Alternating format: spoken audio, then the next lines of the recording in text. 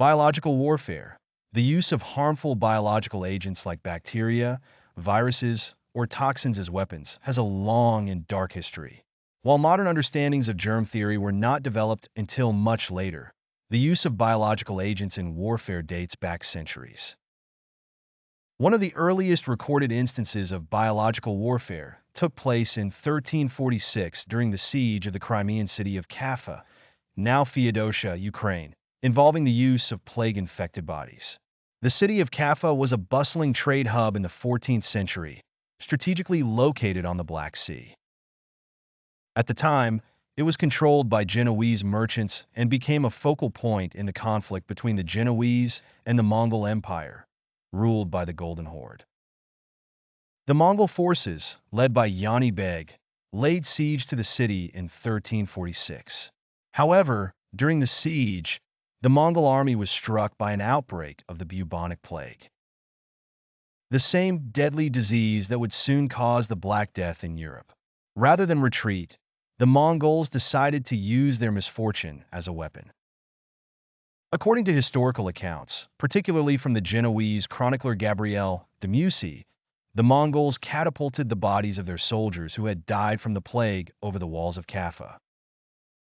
The intention was to infect the city's population, creating chaos and weakening the Genoese defenders. The tactic proved devastating.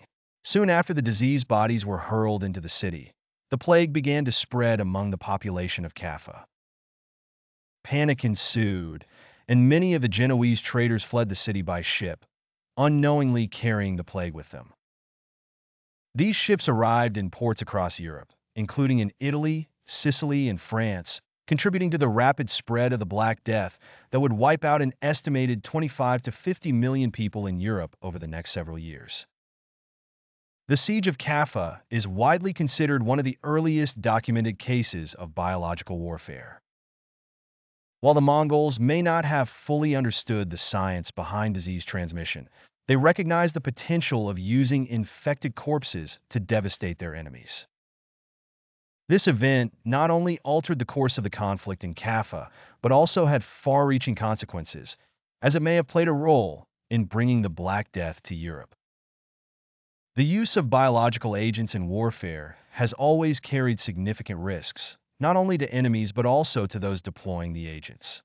In the case of Caffa, the plague did not discriminate between Mongols and Genoese. It ravaged both sides.